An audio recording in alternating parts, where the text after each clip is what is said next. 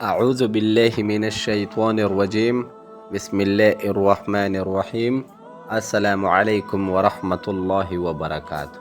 دوستو، آج کی بہت پیاری ویڈیو ہے، آپ لوگ ویڈیو پوری دیکھیں اور جو لوگ نیو ہیں وہ چینل ضرور سبسکرائب کریں۔ تو آج ہم بات کریں گے ارکان اسلام میں سے ایک اہم رکن نماز کے بارے میں، جو اسلام میں ارکان میں سے دوسرا اہم رکن کہلاتا ہے۔ نماز کے لغوی معنی۔ نماز فارسی زبان کا لفظ ہے اور عربی میں اس کے لیے صلاۃ کا لفظ استعمال ہوا ہے۔ صلاۃ کے لغوی معنی دعا اور مناجات ہے۔ نماز دین اسلام کا دوسرا اہم رکن ہے۔ نماز وہ بدنی عبادت ہے جو سنت نبی صلی اللہ علیہ وسلم کے مطابق دن میں 5 مرتبہ مقررہ اوقات میں ادا کی جاتی ہے۔ ارشاد باری تعالیٰ ہے، ان الصلاۃ کانت علی المؤمنین کتابا موقوتا، بے شک نماز مومنوں پر مقررہ وقت کے حساب سے فرض ہے۔ نماز کی فرضیت کو قرآن مجید میں متعدد مقامات پر بیان کیا گیا ہے۔ ارشاد باری تعالیٰ ہے، وَأَقِیمُوا الصَّلَاةَ وَلَا تَکُونُوا مِنَ الْمُشْرِکِینَ، اور نماز قائم کرو اور مشرکوں میں سے نہ ہو جاؤ۔ دوسرے مقام پر ارشاد ہے، وَأَقِیمُوا الصَّلَاةَ وَآتُوا الزَّکَاةَ، اور نماز قائم رکھو اور زکوٰۃ دیا کرو۔ اللہ تعالیٰ کے سامنے بندہ دن میں 5 مرتبہ حاضری اس کے دل میں یہ احساس تازہ رکھتی ہے کہ وہ اپنے اللہ کا بندہ ہے۔ بندگی کا یہ احساس متواتر نماز پڑھنے سے ایک مسلمان کی فطرت ثانیہ بن جاتا ہے اور اس کی پوری زندگی تعمیل احکام کا عملی نمونہ بن جاتا ہے۔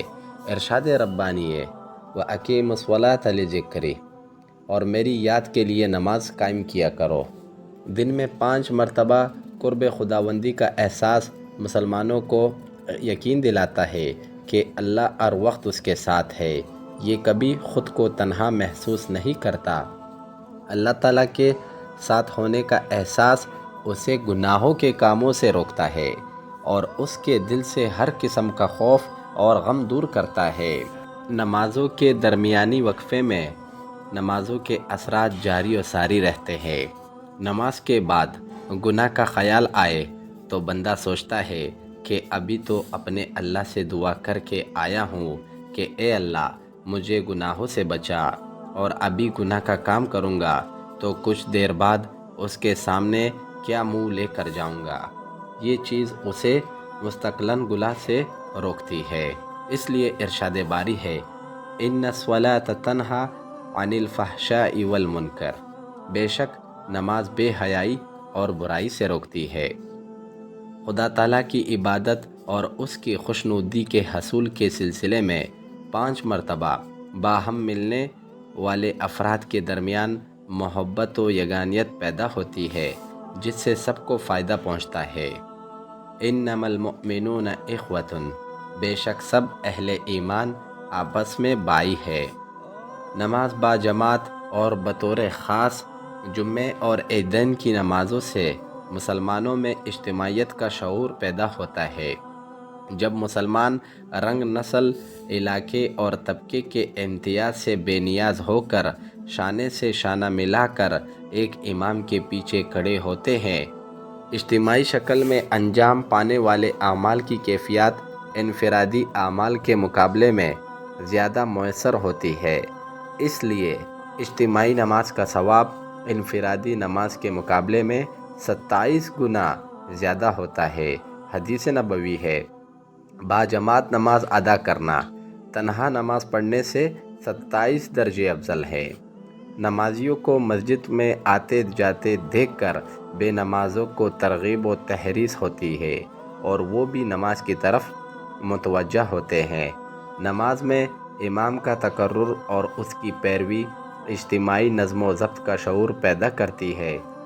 نبی کریم صلی اللہ علیہ وسلم نے تو نماز با جماعت کے لیے مسجد میں نہ پہنچنے والے افراد کے لیے فرمایا کہ جو لوگ نماز کے لیے مسجد میں نہیں آتے، اگر مجھے ان کے بیوی بچوں کا خیال نہ ہوتا تو میں ان کے گھروں میں آگ لگوا دیتا۔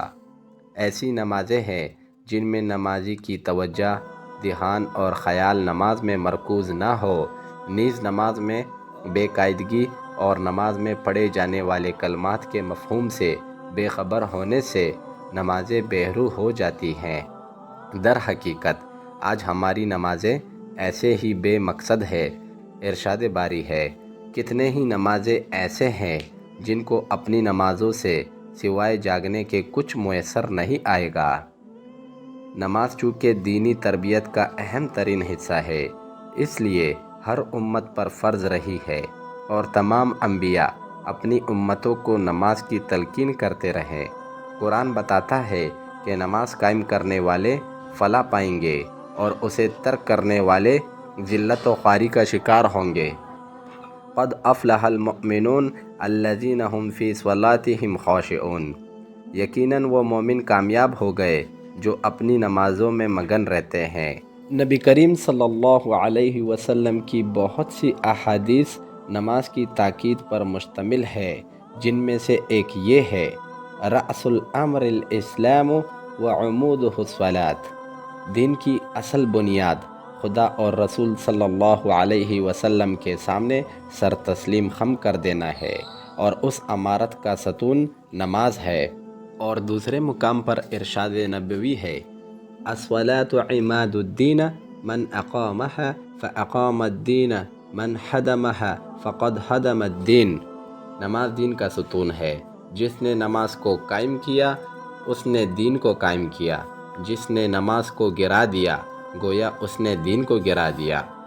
دل و زبان سے اللہ کو معبود تسلیم کرنے کے بعد اس کے سب سے اہم حکم نماز کی تاکید ادائیگی سے انحراف ایک طریقے سے خدا تعالیٰ کو معبود ماننے سے انکار کے برابر ہے۔ اس لیے نبی کریم صلی اللہ علیہ وسلم نے فرمایا، من ترک الصلاۃ متعمدا فقد کفر، جس نے جان بوجھ کر نماز چھوڑی اس نے کافرانہ روش اختیار کی۔ نماز قرب خداوندی کا سب سے مؤثر وسیلہ ہے۔ نبی کریم صلی اللہ علیہ وسلم کا ایک اور جگہ ارشاد ہے، ان احدکم اذا صلی یناجی ربہ، جب تم میں سے کوئی نماز پڑھتا ہے تو گویا اپنے رب سے چپکے بات چیت کرتا ہے۔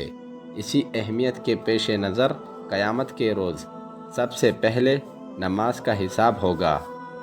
نبی کریم صلی اللہ علیہ وسلم نے فرمایا، اول ما سئل عن الصلاۃ، قیامت کے روز سب سے پہلے نماز کا حساب لیا جائے گا۔ رسول کریم صلی اللہ علیہ وسلم نے والدین کو تاکید کرتے ہوئے فرمایا، جب تمہاری اولاد کی عمر 7 سال کو پہنچے تو انہیں نماز پڑھنے کے لیے کہو اور ترغیب دو، اور جب ان کی عمر 10 سال کو پہنچے تو انہیں نماز کا حکم دو اور تاکید کرو اور نہ پڑھنے پر سختی کرو اور ان کا بستر الگ کر دو۔